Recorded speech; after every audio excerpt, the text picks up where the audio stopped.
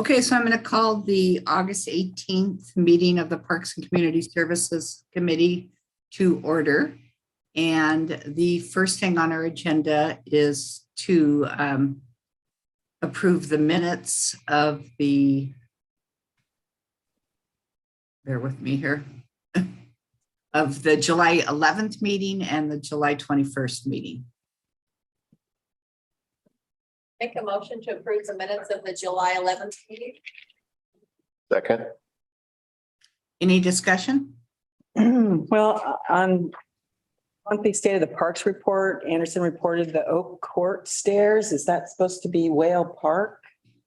No, And they're also talking about July 11th versus the 21st. That's what I just didn't know that Whale Park was Oak Park. I didn't make a report on July 11th.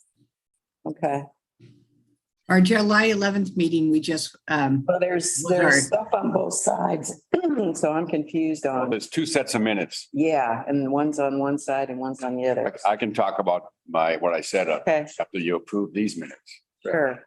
so the I'm 11th not was, trying to argue, was I'm the just trying field to trip. understand. the 11th was the field trip. I think we're good, Barb. okay. So all in favor? Aye. Sure. Well, the people that weren't there, if I remember right, Amy and Anita weren't at the meeting on July 11th, the day I of the field actually trip. attended through Zoom, but I was exposed to COVID, so I didn't go Oh, on the okay, tour. okay, great, okay, thank you. Okay, and then moving on to the July 21st minutes. Any, We built new stairs at Oak Court. There's Oak Court. Oak Court is the northernmost beach access north of 7th Street up at Breakers Point. Not Breakers Point, Chapman Point. Huh. Just before the dead end. Huh, Set okay, of stairs down to the beach and a long path. right, Only a block, less than a block north of 7th Street beach access. okay. The northernmost beach access, we had a set of, it's a short set of stairs and it was old. It was the last one that needed replacing and because it was in better shape and we finally replaced it. So all the wooden stairs in town are new. New means within 10 years. And yeah, Whale Park does not have any stairs. Okay, well, I'm confused. I thought Whale Park was the one that when you first come into town, that's not Whale Park. That is well. Yeah, well, I guess there are stairs up to the park. I meant but the beach, there's no stairs to the beach access, Oh, but those stairs were, those stairs were rebuilt as well. yes, Right. that's where I'm getting confused. Okay, yeah, they were done. Yeah, they were done a little while ago, but That they were built and then, see, I think that might have been a month prior. Anyway, okay, so back to approval of the minutes of July 21st. There are no other questions. I make a motion to approve the minutes of the July 21st meeting. I second. Okay, any more discussion? All in favor? Aye. Aye. Everybody okay? Yes. Thank you. Okay, so next we have public comment. Tessa, has anyone signed up for public comment? I thought Hillary Herman might call in. She spoke with me last week, but she didn't call in. We'll call in another time. Okay, any other audience? Oh, she said she just texted and said, sorry, she can't make the meeting. She'll try for the next one. Okay, great. Thank you. Okay, so no other comments, so we'll move to the monthly State of the Parks report. And Kirk? good morning. This time of year, they haven't really undertaken any big projects in the parks. It's mostly about landscape maintenance citywide, which is mowing, weed trimming, hedge trimming, irrigating, minor pruning, weeding, and the lack of rain has helped us get pretty caught up. Some minor stuff this month. We, did some repairs at Tolavana Playground, the basketball court, fixed a bench on Delta, some new nasturtiums down at the recycle center, the Elk whipped the heck out of the nasturtiums at Whale Park. All this is typical for August. Concerts are in full swing. There was one Saturday, there's one tonight, there's one Sunday. Soccer leagues going gangbusters. All kinds of people are playing pickleball. That's new from last year. The Purple Martin house is chock full. Each apartment's got two little baby heads sticking out of it right now. We did the annual contractor mowing around the sewer lagoons. Usually we take care of those in and out of the fence, but once a year, our contractor mows, and you'll notice that if you get out there. And I spent most of a day doing a trash receptacle report for management, and you have that, I think, in front of you.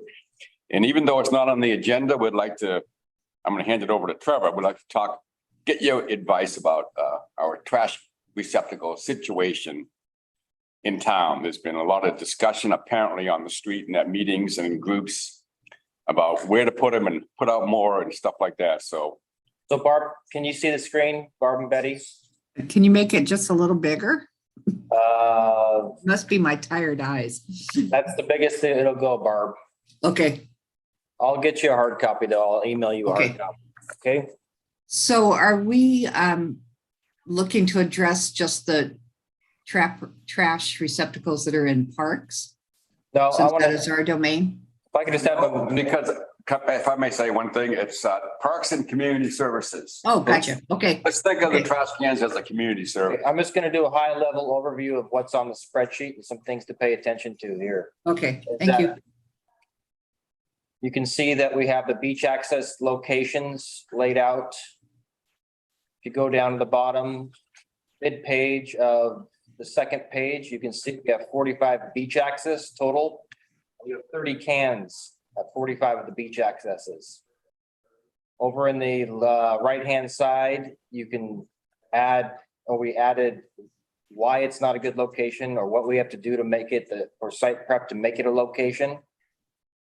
I also want you to pay attention to down below the beach accesses. Kirk also gave us a detailed count on how many cans we have throughout town, not including beach accesses. We have 17 locations throughout town that we have trash receptacles. Several locations have multiple cans just because of high traffic. So at cans throughout town, we have 49 cans. So with the beach access and the town, we have a total of 79 cans at 62 locations. That's a lot of trash cans. It's a lot to maintain. Jay Paul's crew, they do the best they can do, but that's a lot of areas they have to stop twice a day during the summer to empty these things out. So when we talk about locations, I want you to think about how many cans we actually have throughout town at beach accesses and in town. There's been lots of discussions at Coffee with the Counselors and in here about possible locations to put a new receptacle. I think as it sits now, a good location we could start with, one can at Washington Street at the beach access. That's what I have to say about that. Okay. And Go ahead, Kirk. all of these cans are emptied twice a day? Correct, At least. at That's a least. lot. Yeah, right, that's a lot of work. Actually, that's probably not accurate. Most of them are answered twice a day, some 3 or more times. Some of the more obscure ones are just once a day. Okay, After all these years of experience, I think Jay knows when to go where, if you know what I Right. mean. Like Right. up on 7th, I think it's once a day, for instance, or up at 5th. Or maybe down by Center, but But Midtown, all these high traffic areas, he's hitting more than twice a day. right. Wow. Yeah, Mhm. I guess we're just responding to the push to have more cans. Like, we have ordered 10 more that will be here maybe at the end of September. they're gonna go in our stockpile for replacements and possible locations if we decide there's a definite need at a spot. So besides Washington Street, the public comment that you're getting, is there any other specific areas, or is it just kind of a general complaint that we need more trash cans? Go ahead. My understanding is a general Correct. General feeling that's come up a number of times that every beach access should have a trash receptacle. Yeah, And I'm arguing that I disagree with that. right. I like to approach it as a case by case. Betty Gibbon made a good case about Washington, so we'd like to put one there. But just to put them out everywhere, I can see people opposed to them. When you put a trash can there, you're asking for don't forget the seagulls and the raccoons. And also if Right. it's busy, trash cans beget trash. So a good citizen comes off the beach with their trash. If there's trash cans there and it's full, well, someone's gonna be there pretty soon, so they'll put it down on the ground. That's what I'm thinking. If there's no trash can there, they take it home with them.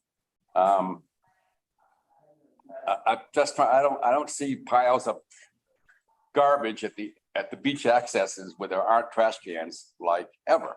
So So maybe this committee's approach should be that we do it on a per case basis, that if someone has a specific need for a trash can in a certain area, that they come to our committee and with the advice of the staff, we add them after we get the extra cans. what do you think? Yeah, I'm fine with that, Barb, but we also have to take into account, the cost that it's the reoccurring cost to the city Right. that extra can's gonna Right. to cost, And- so. And Well, the budget figures are set with the present number of cans, I would assume. Correct. Yeah. Well, I'm not sure if I hate to disagree with Trevor in front of the committee, but Oh, go ahead. I'm not sure what we're looking for. I can't imagine every can request has to go to the Parks Committee. Okay, I think we're thinking about an overall guidance or suggestion that staff approaches this on a case by case basis. okay, gotcha. If we're unsure, we'll confer with the committee, like give us the green light to not put them out at every beach access. Or recommend to us that we take a case by case basis. Each thoughtful request will receive a thoughtful response. We will deploy 10 more garbage cans in the next year or two, but not 40 more in the next month. If we could get your blessing, is that kind of? Yeah, that's fine. That's a better approach. But I'm not even too keen on it in the next year or two, 10 more locations, because I don't Right, have me neither, but locations that need it. And that was kind of my understanding from some of the previous conversations was that these 10 is really to replace aging out receptacles, or it wasn't ever intended no, it's to be 10 additional. And it's also because, during the summertime, Jay Paul will he's requested maybe another trash can out here we have put out some seasonal Just- ones just for 3 months. to handle the load for a month or something, and then we take it out. And you should know that the trash cans are indestructible, so they never age out. They age out in the sense that I pull them from the field, take all the wood off them, power wash them and put new wood back on, and out they go again. But it's nice to have a few backups for that kind of process, for change them out for maintenance purposes. Once they're built there. We have some that get burned up, but they're still fine after you pressure wash them and put the wood back on. But the back doors have been used as beach firewood before, so. Any other questions? We'll move on if not. So I think the proper approach after listening to both of you is that we do allow staff to make the decisions. And if there's any questions, that we discuss it during the State of the Parks part of our committee meeting. Yeah, I don't want to see cans at every beach access, because you're also going to get everybody's, personal garbage too. Yep. Jay Paul has mentioned to me the further from downtown you get, which is like southern Tolovana, the more household trash Right. goes up in the cans. Yeah. It depends where they're hitting, like Madison Park's a good example. Even though it's kind of downtown, they get a lot of household neighborhood trash. Mm-hmm. Some of them get yard debris. Yeah. So is everybody okay with that approach? I am. Yes, Now, remember, it's hard to tell whether or not the people in the chambers are agreeable. So Anita and Amy, you guys okay? Yes, sure. Okay, great. Okay, thanks, guys. Thank you.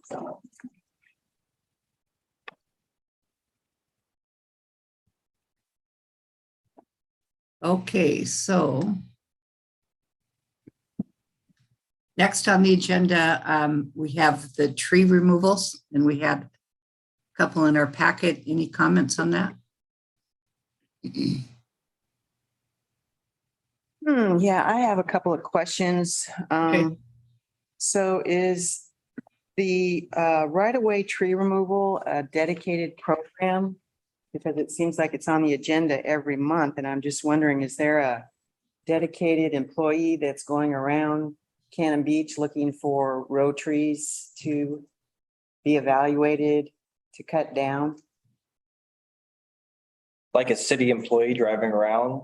Well, I'm just not sure how these row trees are, what the criteria is and how they're being discovered for I would say about- evaluation. I'd say about 98% of them are complaint driven by citizens. Every once in a while, my public works staff will notice one and bring it to my attention. But it's 98% is complaint driven by the community. They'll notice something. Okay. And then how much lead time do you guys, or does Jeff need to evaluate a tree? How much lead time do I give them? Depends on the condition of the tree. If it's gonna fall over, I will get them out here ASAP or zoom them in. It's emergency removal. If not, I try to get 2 or 3 on board before I spend the money to get him out here. So I try to be cautious of the city's funds for getting him out here. It all depends on the condition of the tree. And so then any number that the evaluation comes up with other than 0, it's approved for removal. Say that again.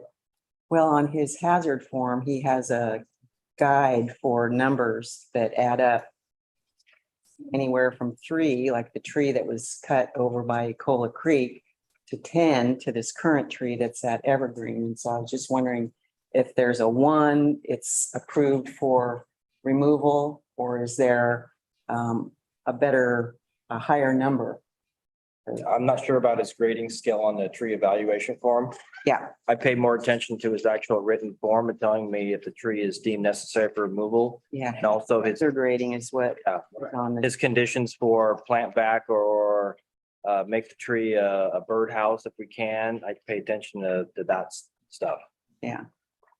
And then the last thing is I just, I'd be interested in going with him, just to see and learn what it is exactly that he's looking at and his determination for the removal of a tree, and how dead it is, rather than it's just diseased or suffering from the elements, just for personal. So there's just some thoughts I have regarding the row tree program.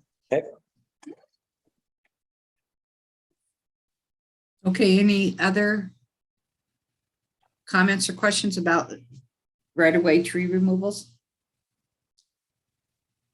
And remember that they are a standard item on our agenda. If there aren't any, then, that's what we report. Seems like there always is. Yeah. That's where I was. Every once in a That's why I while. was just wondering if there's somebody that drives around just looking for trees to cut down, Well, Anita, I know that you realize in this community that wouldn't be the case, that the public would let the staff know about it, which is a good thing. Okay, any other questions or discussion? Okay, so next on the agenda, we have the Heritage Trees Program. And I received some correspondence from Jen that in hindsight, I probably should have shared with the rest of you, but she, and I didn't, and I apologize, but she had spent a little bit of time talking to Ashley about whether or not we need to have the program established with an ordinance or a resolution. And Ashley recommended that we present the program to the city council and then allow them to make the decision of whether or not it should be a resolution or an ordinance, especially in its initial year. And just want to see if anybody has any comments on that. I think that's really a good idea because the first year is just the pilot year. We're trying to get it all figured out. It's a lot easier to change what is needed as a resolution, right, than an ordinance. Right. And that's what Ashley pointed out too. So are everybody okay with that aspect of the Heritage Tree Program? Yes, Yeah. Yeah, I don't have any Yes. problem with that. Okay. And then what else do we need to talk Jen, about with the? Can I just go walk through this final, what Sure. Betty and I understood kind of was our consensus, and it does start with an ordinance page, but that's Right.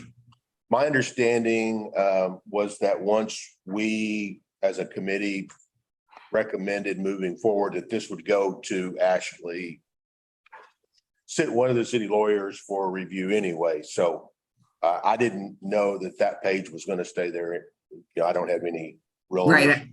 Yeah. And I think based on what she said, I think we do want to go the resolution route. So Yeah. that'll take care. But we've got that this should- prepared if the city council decides they would like to do it through an ordinance instead. Sure. Yeah, and I don't know what that means because I've never done one, so. Yeah. Anyway, looks like there's two first pages on what was in the packet that, you know, there was only intended to be one first page, but after that, there's a page that's entitled Draft Heritage Tree Ordinance. It's just got the purpose statement, a bit about the process and maintenance, and we made some changes to that for our discussion of last meeting. Right. I'm not going to point them out, but if you see any issues, that's not a problem. I think we caught everything. I have one question on page 2. Okay. The last paragraph said the heritage tree, first sentence, can only be approved for removal if it's dead, dying, or dangerous. Would dangerous be dangerous to a structure? Would that be dangerous to a person? Yeah, I don't. I would assume it would be dangerous to anything. It's pretty, I mean, I don't have any Yeah, okay. information to add. It was simply, I think, trying to draw, some pretty broad lines around the fact that these trees will be protected, and it's not a frivolous decision to get rid of them. Thank you. Anita was talking about hazard rating from the evaluation of an arborist, and I did a little bit of that kind of stuff. And anyway, I think dangerous has to do with the target. In other words, if a tree falls over, what's it going to hit? Person, vehicle, path? What's the likelihood of someone being there? If you have a heritage tree, it's a quarter mile from any path, trail, road, or building. It'll never be dangerous, falling over or not. Well, it kind of depends on, they call it the target near the trees. So that's a good, and I don't know if that needs to be more explicitly put in here. It certainly I don't- could, but I think as long as we understand I don't think so. danger is site specific, then Right. it's in the application. It's not so much in the ordinance. So that was page 2. Page 3, you've all should have seen this before. It's simply a bit of a condensed version of a bit more explanation on what we're looking for in these various criteria.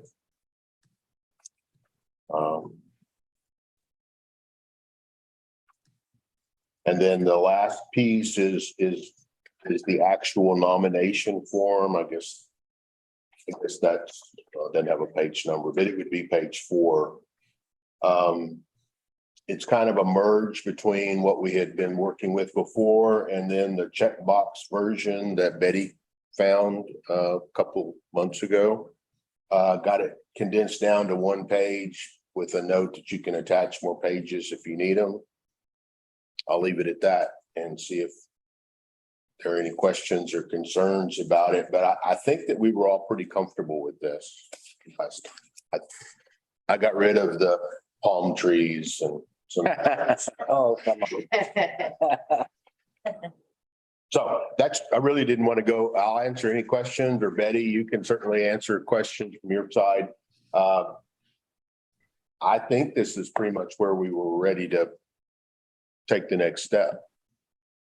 Yeah, I think we're ready also. Thank you guys for all your hard work. So do we have, does anybody else have any questions or discussion, whether or not we're ready to go on to the next step?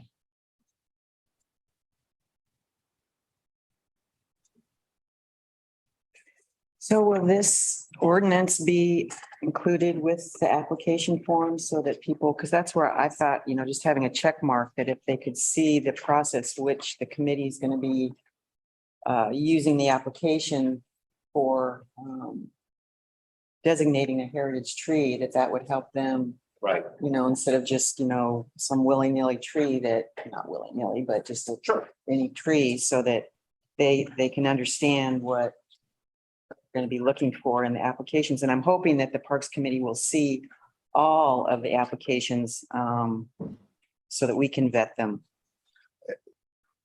Part of the function of this resolution or ordinance, whatever it is to set the Parks Committee up as the tree board. So we should see everything. And then we would Yeah. make. And we are the tree board. So, yeah, so it would be just another part of our function has the tree board. On your other question, my thought was that all of those pages would be together, Yeah, like a packet. like a packet, and ideally this would become an electronic form where you would go to the city website and fill it out, and we could have that information available right there as well. So Yeah, I imagine all this could be put on the online, people know what they're looking at, what they're getting themselves into. So Hey, you guys did a lot of work and that's great. I just wondered, did you at all look at the Portland Heritage Tree Program? Yes, we did. Yeah, I think we all have looked at that one, as well as the city of Woodburn and a couple others. Hawaii and all kinds of Yeah, right. places. Yeah. Hawaii, yeah. Yeah.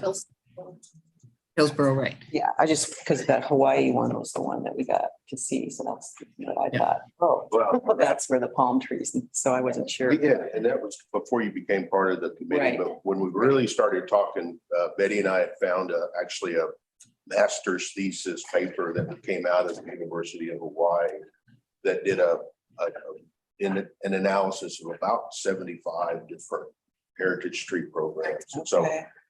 we thought it was really helpful, and you did see that flavor kind of filtering through a little bit. But All right. Well, So it sounds What like would the we next- are, I'm sorry, did somebody have something? I was just gonna ask, what would the next step be?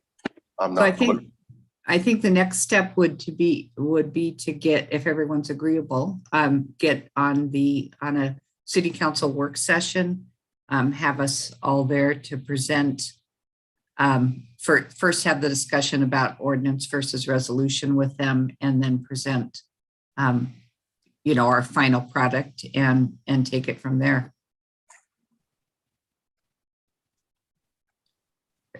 Everybody agreeing with that? Yes. So Tessa, you're an expert at everything already, right?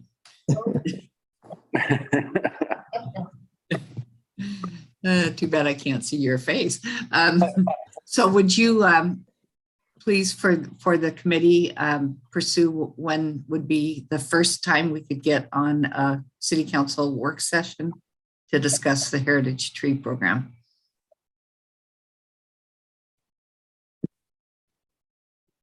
I'll let you know. Pardon me? I'll let you know as soon as I know. I will. she will let you know when she finds out, Barb. Oh, okay, great. Thanks. I can't. Yeah, you don't actually have a. Yeah, I'm not mine. Sometimes that's a good thing. Okay.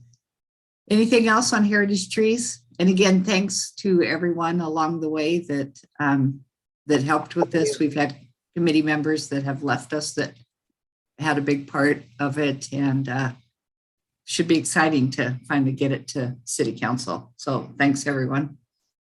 Yes, thank you. Betty.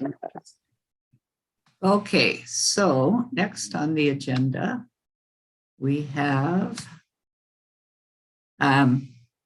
the Cola Creek Forest Reserve update, and Les included some things that he would like to talk about. So if you're ready with that part, Les will go ahead and take it away. Thank you, Barb. About 2 weeks ago, maybe it was 3, I don't recall, there were a small number of us. Jan went with us, and then some of the folks with the North Coast Water Council went in and basically hiked most of the North Fork in the ECFR. The purpose was trying to look for potential sites for planting beneficial browse for the beavers, willows predominantly. But along the way, we also saw a bunch of the previously located salmon reds, as well as we were able to inspect the log placements placed about 5 years ago, I think, something like that, early in the ECFR process. I just threw some pictures in because I don't know how many people have actually hiked what I thought the North Fork was very picturesque, and I was simply wanting to share A, that we had done that, and B, that if you couldn't go, it's pretty cool. Very cool. Yeah, the pictures are great. Yeah, I really thought it was a great day. I don't have any other comments specifically unless somebody sees a picture and you want to know more about it. I did actually see a beaver bank den. I didn't even know what that was until it was pointed out to me. Pretty cool. I had to take a picture. Cool. Yeah. Anyway, so if are there any questions about that field trip?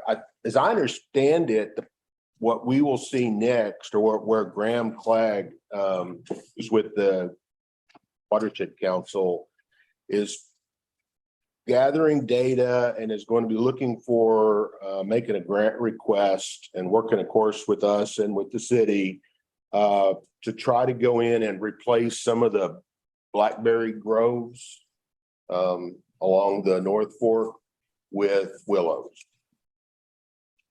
And the idea being, if we can put the food that beavers like, then beavers will go there. So that's my synopsis of it. Okay, thanks very much for that. Yeah, I thought it was, those of you who didn't get to go, you really missed out on a heck of a hike.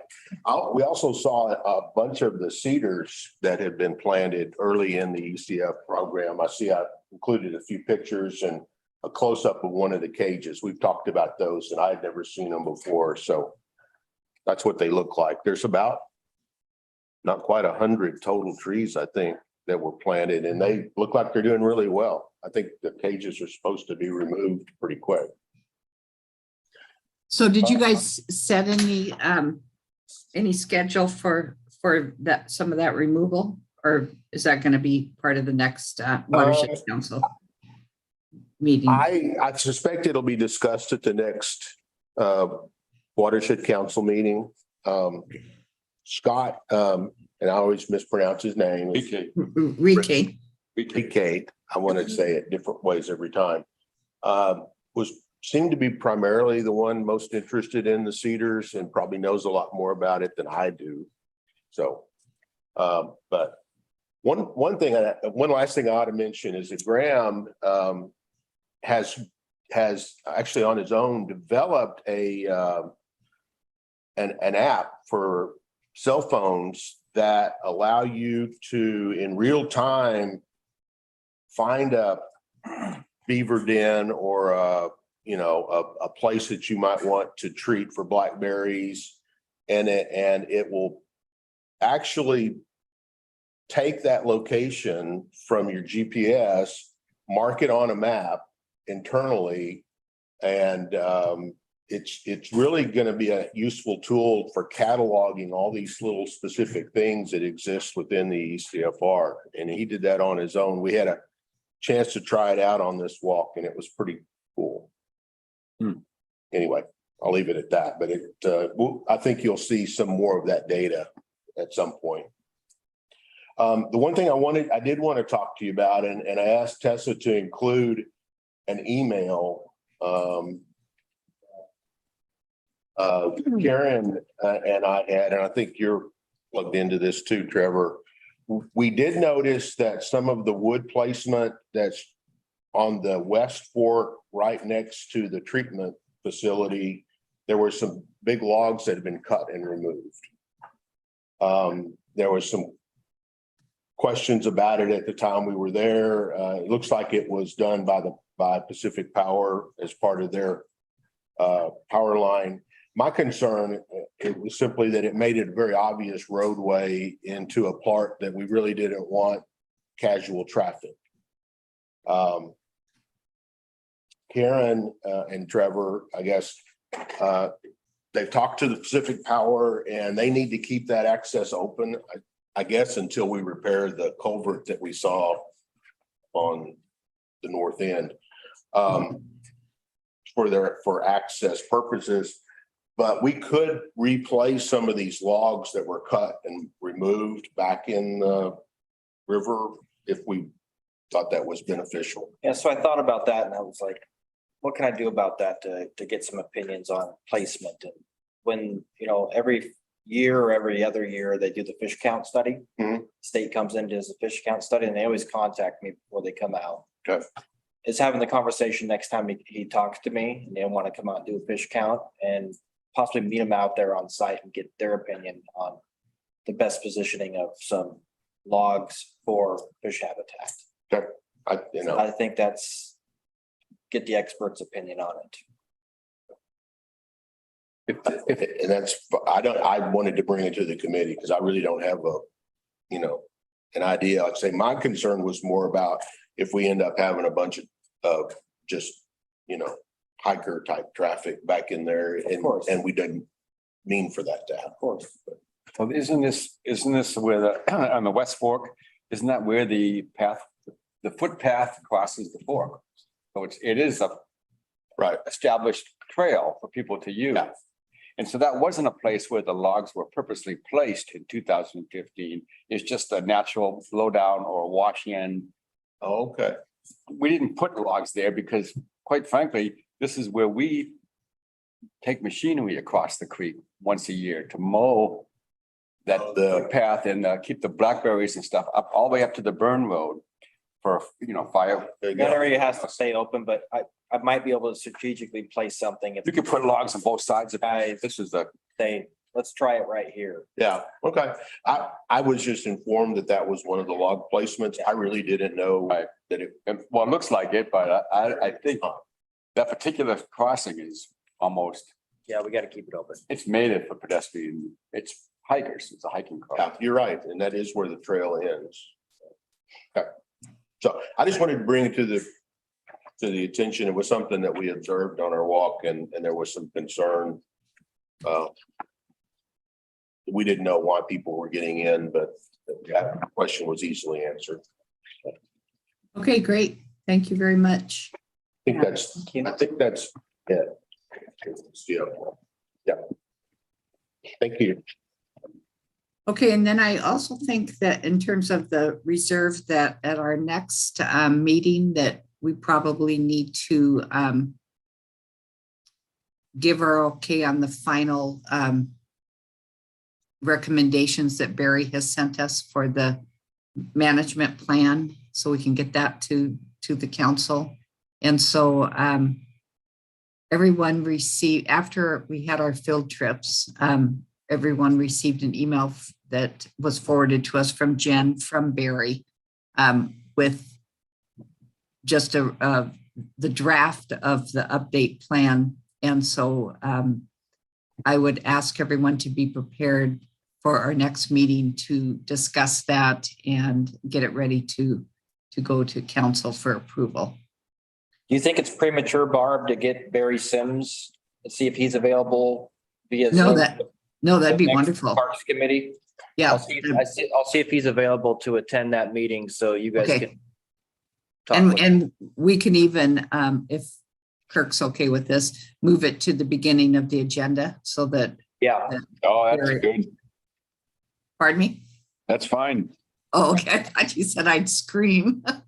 No. Okay. I'll see if I can So- get Barry. Okay, and we'll move that up to the top of the agenda and finally get that to city council too for approval.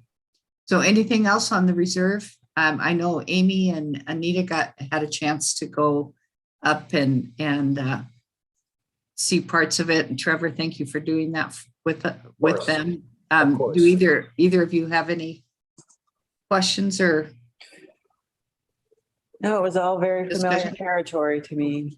Right, yeah. Amy, how about you? Yeah, same. It was wonderful. I appreciate Trevor making a separate trip just for us. Okay, great. Visit. Okay, so we'll go ahead and move on if everybody's okay with that. The 12 Days of Earth Day, what we've been doing is having each of the parties responsible for certain parts of the 12 days do an update for our handbook. Those updates and some pictures and things were included in the packet. Does anyone have any questions, concerns about any parts of that?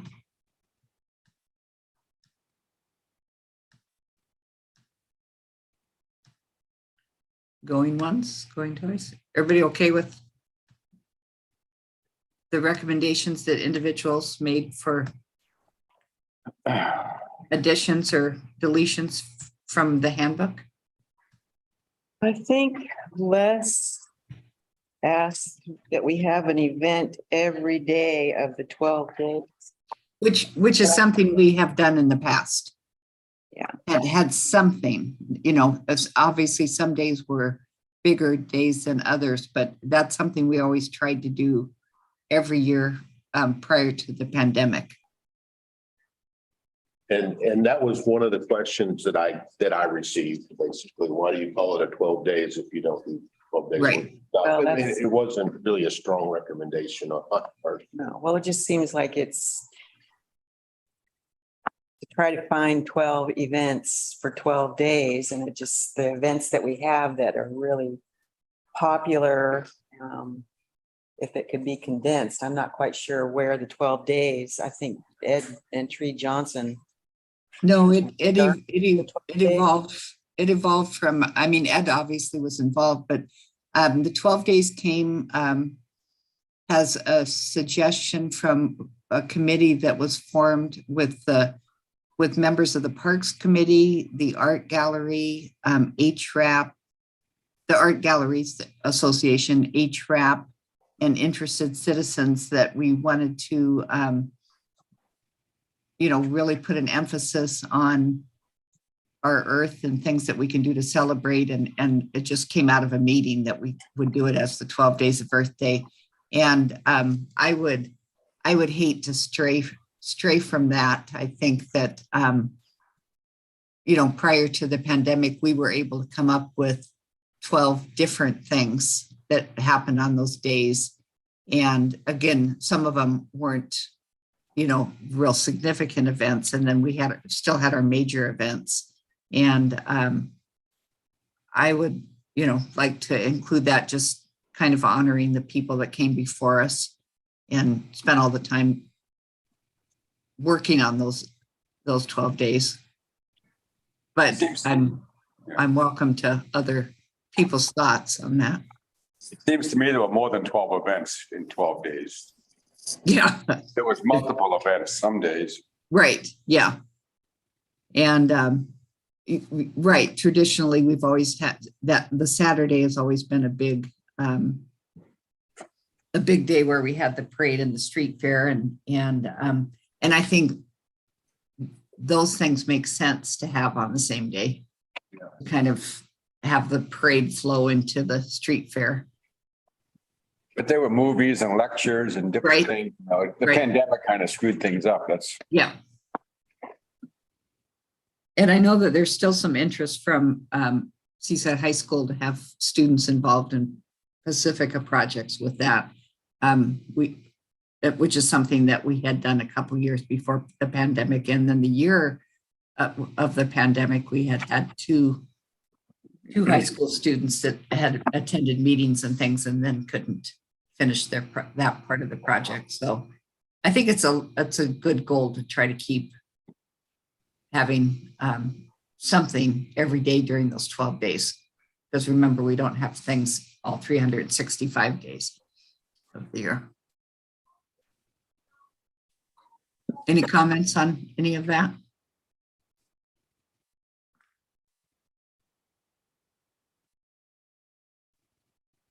No? Okay. Okay, so we'll move on and Oh, I have one on the street fair part. okay. There were a couple of questions I had on if you look down to street fair liaison duties, Mhm. I had talked to Tessa, Jen, before, and they said we should bring this up in the committee just to make sure, Okay. because Go I ahead. was just going to make some changes. But anyway, number 4 on street fair liaison duties. I was wondering if the city should send these, the waiver forms and things out with the invitation, because last year it just added another step to once we got the invitation, then we had to send out the volunteer information. So I was trying to consolidate that a little bit. I wondered if anybody had any objections to that. No, I think that makes very good sense. Oh, good. Okay. And then one other thing, if you keep going down, I have in blue, participants are responsible for removing. It's just a repeat. Could we omit it? It says it on the sentence above, and then it says it below. Can I just delete that there? I think that's a good idea. Okay. And then one more down, rules of conduct. No loud hawking, shouting, and barking. Should we take that out? yeah. I hate a lot of barking. Especially. Sounds like a good move. Okay. And then I just made a few more changes in the bottom, the one that I was concerned about was I wanted them to, when they sent in their insurance volunteer and last year COVID form, I wanted them to mark yes, yes, yes. And the city lawyer said that we're going to do COVID again. So I think we should just leave that COVID waiver You form. mean we're going to in. do the COVID waiver again? Yes. Yeah. Let's not do COVID again. No, that's no. Yeah. Then I just thought, just leave it one more year and then we can remove it if it's not necessary after that.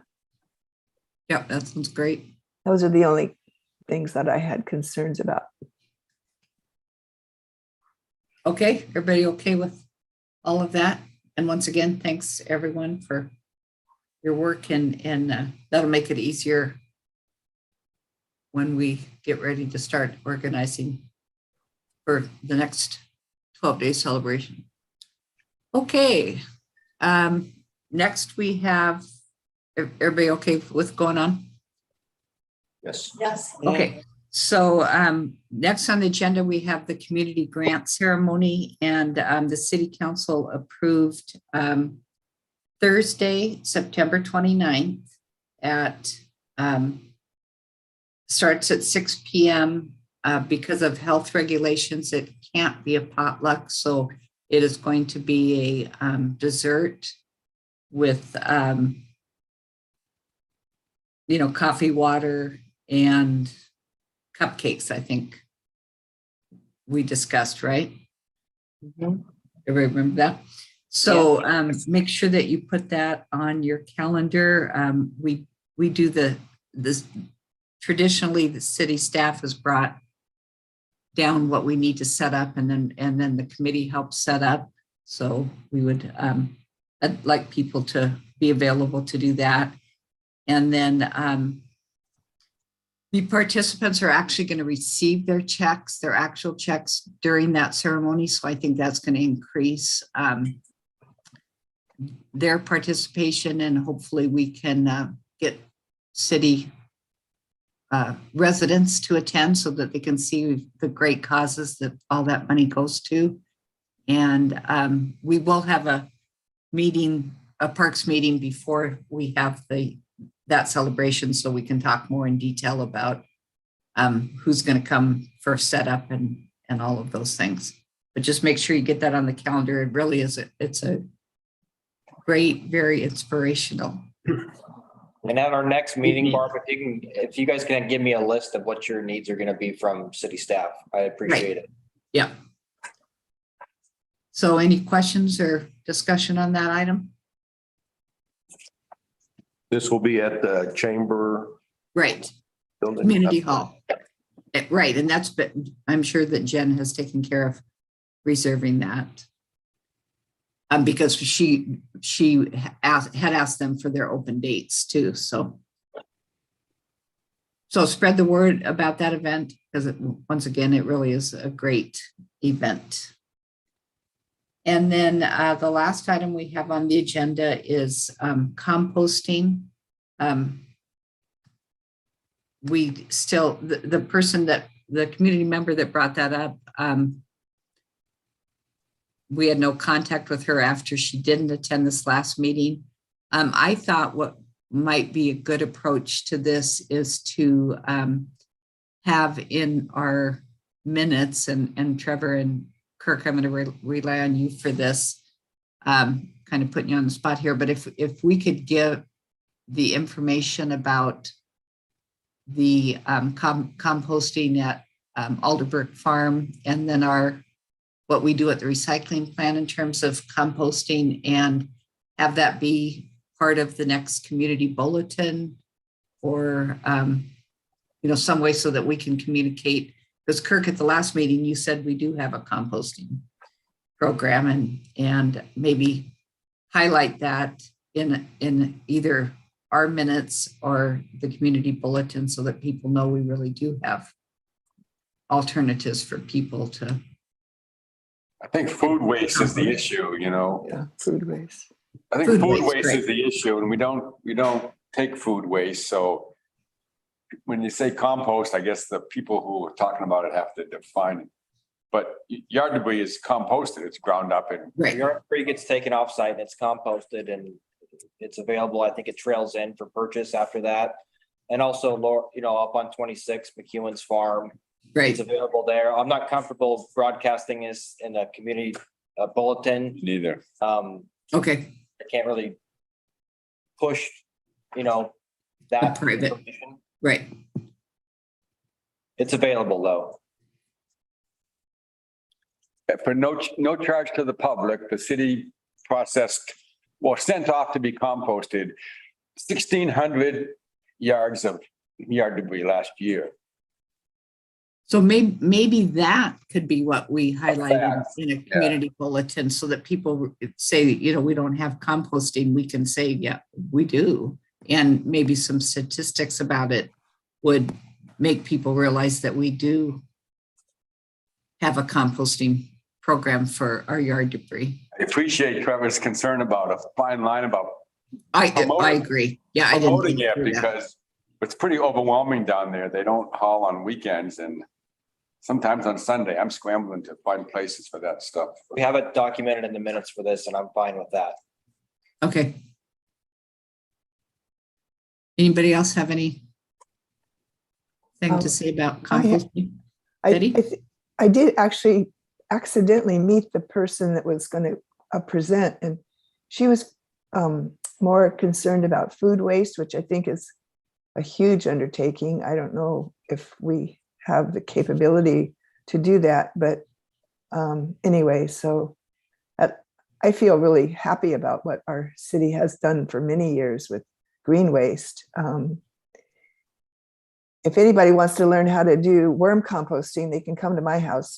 And you can do all of your food waste through worm composting. It's really easy. It's not smelly.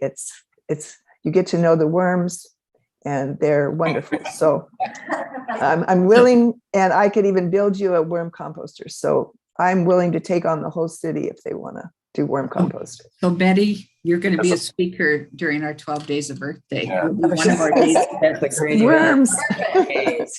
It's way better No, than it rat will. composting. That's what I'm used to. Yeah, now we only have 11 more days to plan for. Good job, Betty. Okay, anything else on that subject? Okay, so next we have good of the order.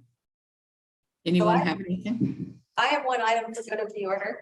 Okay, My neighbor and friend had sent a letter, and I will have Tessa send it out to everybody. But she says, I'm not going to read the whole letter. I'll just paraphrase. This is Mindy Hardwick. I am writing to propose a little free library be placed at Les Shirley Park. What is a little free library? Little free libraries are small book houses which are constructed and placed in a location which has a lot of foot traffic in a community location that is highly visible. I'll go on. She would like to be the steward for this little free library at Les Shirley Park. She says, I live on the north end on Laurel Street and frequently visit Les Shirley Park to access the beach and walk my dog. I'm also an author and a high school English teacher, and encouraging reading is very important to me. She has someone who would build the little free library. She is willing to be the steward of the little free library, including purchasing a one-time charter, which registers the box with the little free library website and app. And what that is you leave a book and you take a book. So I will send this letter out to you guys, and maybe if we could talk about it next month. Sure. That works. would you ask Mindy to attend the meeting? I don't think she can. I think she'll be teaching. Oh, those At school that dates are coming. Yeah. Okay. Yeah, let's put it on the agenda for our discussion, and sounds like a great thing to encourage reading. Thank Anybody you. else have any comments on that one? Not yet. I figured Stay you'd have. tuned. I've got something, at Coffee with the Counselors, earlier in the week. A resident brought up, an idea about, I guess there's a dog poop powered light system for like a street light. It's powered by dog poop.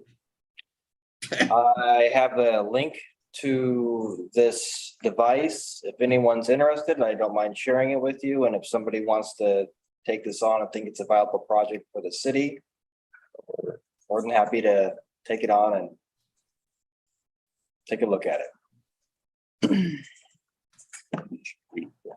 Any Nobody? takers? Everybody's jumping on that one. Interesting. All right, that's all I got. I have one thing regarding Okay. Whale Park. Obviously, that's been on my mind, but I walk frequently, and that park is one of the first parks that you're going to see coming into town. And to me, I love you, Kirk, and everything that you do, but that park, I'm wondering if there's something that we could do to give it a little more TLC so that when people come in, I mean, it's getting pretty overgrown with blackberries, which a lot of places No, are. it's funny. And I would be willing, if we want to put it on the agenda to discuss what we can do as a work party or anything that you have to say, but just to Well, make it look like it's Well, loved and we're well aware of that. And matter of fact, we started at 7 and meeting was at 9 and Joe only works till 10. So today I said, let's go hit Whale Park for a minute before the meeting. So we didn't do a lot, but I cut a bunch of blackberries and she blew it off and it's weed eating. But I know it's a challenge because of the amount of use it gets there. So we go there at 7 o'clock and somebody comes out of the dorms next door and complains because of the noise. Go there after 9 o'clock and you have to ask people to move. right. I have talked to our contractor who mowed around the sewer lagoons about using his mowing machine from the beach up onto the riprap to get those blackberries knocked down. We've done it manually every year or every 2 years for 20 years, and it's an ankle breaker. And Yeah.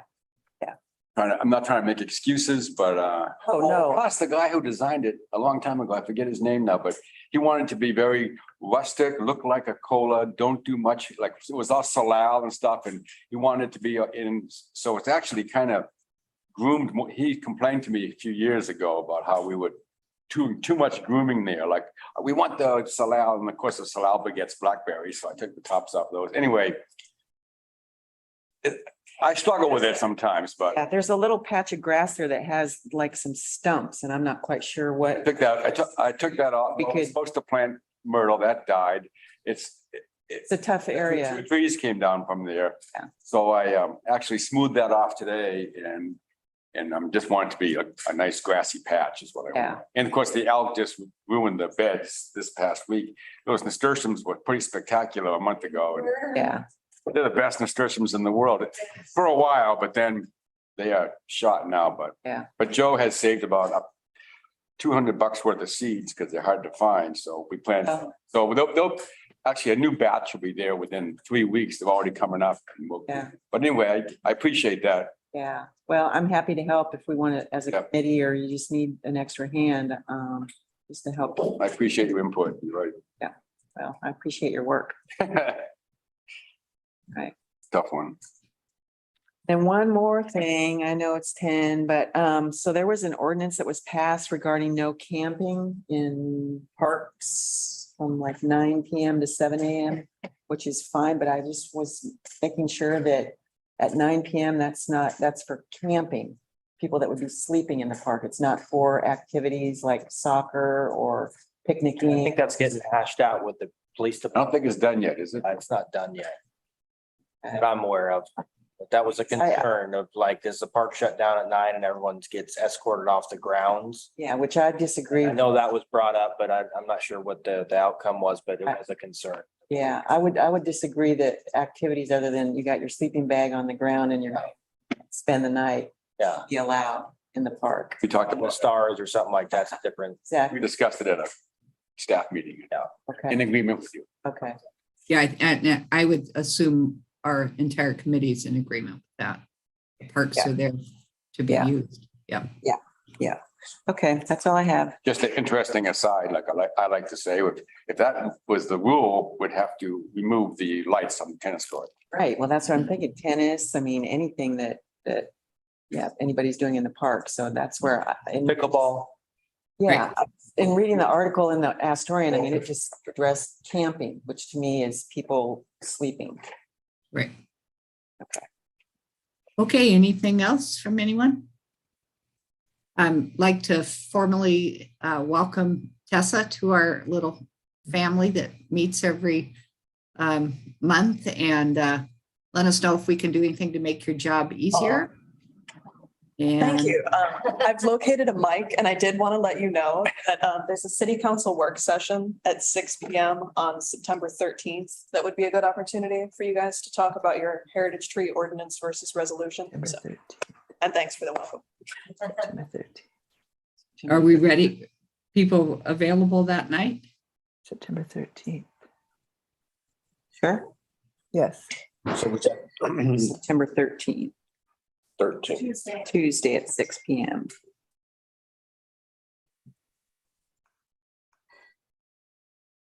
Do we have to okay that with council? Of course, Jen would have to make sure it can be available on the. Yeah. agenda. So we're ready to do that if it can happen? Then let's, if it can happen. If it, I think I I know said they got that. a lot of things coming up and so Jen's got to be the magician to make it all work. Okay, We'll update you ahead of time. I'll talk with Jen about it, see what we can do. Okay. Let you know as we go. okay, and that will be before our next meeting, so we'll have to communicate by email who's gonna attend and that kind of stuff. So, great. Okay, I'd like to thank you guys for your patience doing this by Zoom in another state is a little challenging, but thank you all for cooperation, and We'll see you in September. And if there's nothing else, meeting's adjourned. Thanks, Thanks, Barb. everyone. Thanks, everyone.